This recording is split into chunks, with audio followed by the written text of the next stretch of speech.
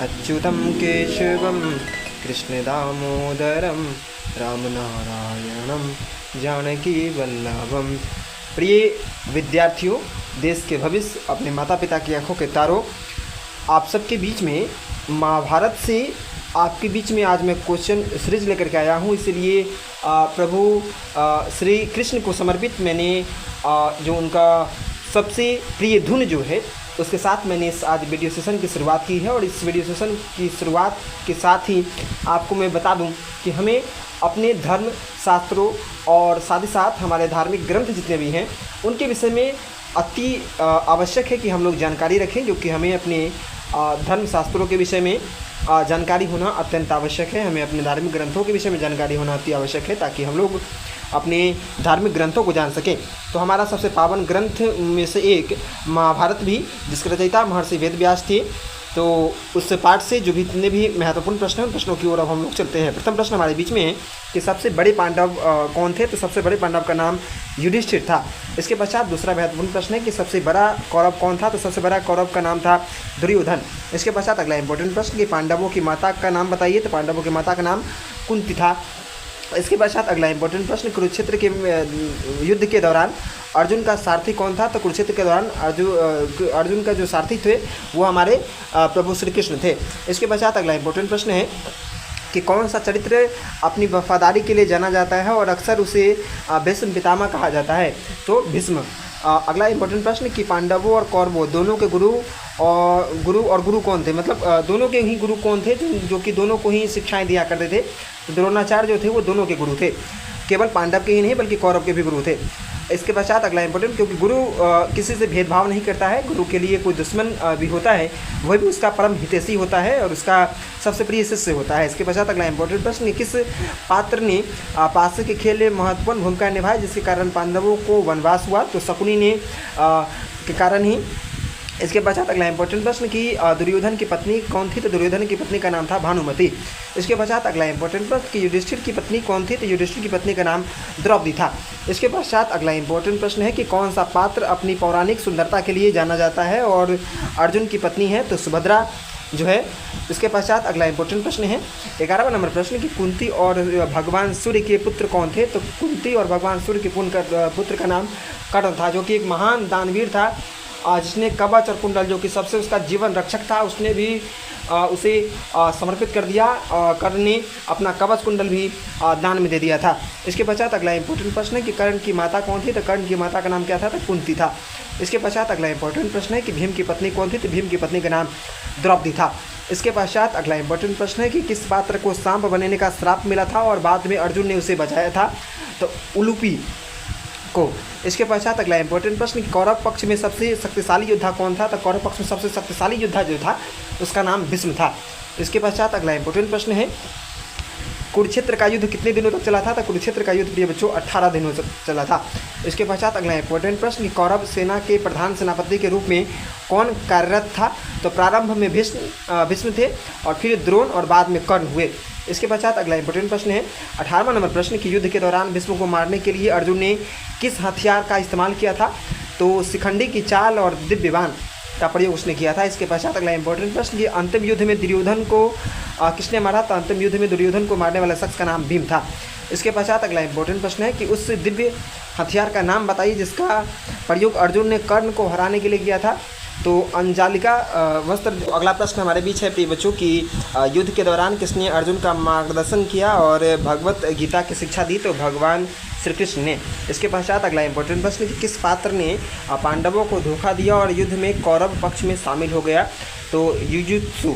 इसके पश्चात अगला इंपॉर्टेंट प्रश्न कि युद्ध में कर्ण की सारथी कौन था। तो कर्ण के सारथी का नाम शल्य था। इसके पश्चात अगला इंपॉर्टेंट प्रश्न, किस योद्धा ने युद्ध के आरंभ में पांचजन्य नामक शंख बजाया था। तो भीष्म ने। इसके पश्चात अगला इंपॉर्टेंट प्रश्न कि भीष्म को अपनी मृत्यु का समय चुनने का वरदान कैसे मिला। तो भीष्म को उनकी मृत्यु का समय चुनने का वरदान उनके पिता राजा शांतनु और गंगा ने दिया था। इसके पश्चात अगला इंपॉर्टेंट प्रश्न है कि भगवत गीता महाभारत के किस पर्व में पाई जाती है। तो भगवत गीता जो है ना वो भीष्म पर्व का हिस्सा है, जिसे भीष्म की पुस्तक के रूप में भी जाना जाता है। उसके पश्चात अगला इंपॉर्टेंट प्रश्न है कि भगवत गीता में भगवान श्री कृष्ण से किसने प्रश्न पूछे। तो अर्जुन ने। इसके पश्चात अगला इंपॉर्टेंट प्रश्न है कि भगवत गीता में कितने अध्याय हैं? तो 18 अध्याय हैं।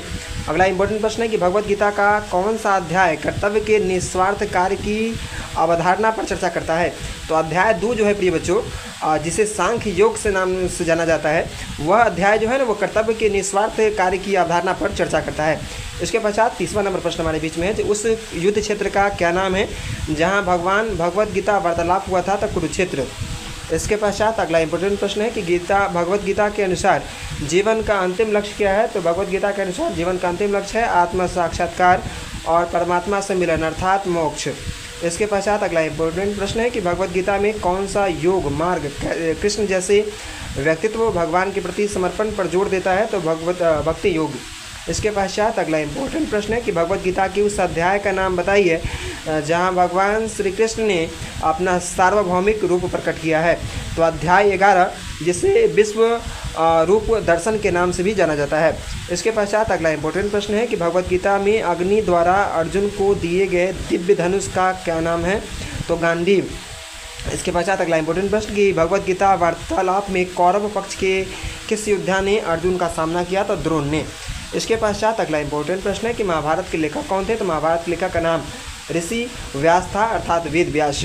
इसके पश्चात अगला इंपॉर्टेंट प्रश्न है कि लाख से बने उस महल का नाम क्या है जहां पांडवों को मारने का प्रयास किया गया था? तो लाक्षागृह या लाख का घर उसको कहा जाता था। इसके पश्चात अगला इंपॉर्टेंट प्रश्न कि कर्ण का निर्दोष गाय की हत्या करने का श्राप किसने दिया था? तो दुर्वासा ऋषि ने दिया था। इसके पश्चात अगला इंपॉर्टेंट प्रश्न है कि जो कहा जाता है कि राजयूष यज्ञ के दौरान किस पात्र की हंसी से बारिश हुई थी? तो द्रौपदी से। इसके पश्चात अगला इंपॉर्टेंट प्रश्न है कि पांडवों के साथ पासे का खेल किसने खेला जिससे उन्हें वनवास मिला? तो दुर्योधन ने। इसके पश्चात अगला पेज हमारा है कि अर्जुन ने भगवान शिव से कौन सा दिव्य शास्त्र प्राप्त किया था? तो पाशुपतास्त्र। इसके पश्चात अगला इंपॉर्टेंट प्रश्न कि द्रौपदी के पिता द्वारा शासित राज्य का नाम क्या था? तो पांचाल था। इसके पश्चात अगला इंपॉर्टेंट प्रश्न कौरव की माता गांधारी ने कितने पुत्रों को जन्म दिया था? तो 100 पुत्र जो कौरव कहलाए। इसके पश्चात अगला इंपॉर्टेंट प्रश्न है कि जो वह ऋषि कौन थे जिन्होंने हस्तिनापुर राज्य को 2 भागों में विभाजित कर दिया जिसके कारण संघर्ष हुआ था? तो महर्षि वेदव्यास। इसके पश्चात अगला इंपॉर्टेंट प्रश्न कि कौरव और पांडव की गुप्त मंत्रणा सुनने के लिए किस पात्र ने हंस का रूप धारण किया था? तो विदुर ने। इसके पश्चात अगला इंपॉर्टेंट प्रश्न हमारे बीच में है कि पांडवों ने अपना अज्ञातवास किस शहर में भेष बदलकर बिताया था? तो विराट। उसके पश्चात अगला इंपॉर्टेंट प्रश्न कि उस जंगल का क्या नाम है जहाँ पांडवों ने अपने वनवास का अंतिम वर्ष बिताया था? तो काम्यक वन जो था वहाँ पर उन्होंने पांडवों ने वनवास का अंतिम वर्ष बिताया था। इसके पश्चात अगला इंपॉर्टेंट प्रश्न कि कुख्यात पासा खेल कहाँ आयोजित किया गया था? तो हस्तिनापुर नगर में। अगला इंपॉर्टेंट प्रश्न कि हस्तिनापुर शहर के निकट बहने वाली नदी का नाम बताइए? तो गंगा। इसके पश्चात अगला इंपॉर्टेंट प्रश्न कि कुरुक्षेत्र युद्ध के बाद पांडवों ने किस शहर पर शासन किया? तो इंद्रप्रस्थ। तो इस प्रकार महाभारत से जो महत्वपूर्ण प्रश्न थे 50 उनका हम लोगों ने जिक्र किया। आप लोग इन प्रश्नों को सदा के लिए स्मरण कर लीजिए ताकि ये प्रश्न याद रहें आपको, इसलिए ताकि हम लोग जान सके अपने धार्मिक ग्रंथों के विषय में। हमारे पावन ग्रंथ जो है उसके विषय में जानकारी होना हमें अत्यंत आवश्यक है। धन्यवाद।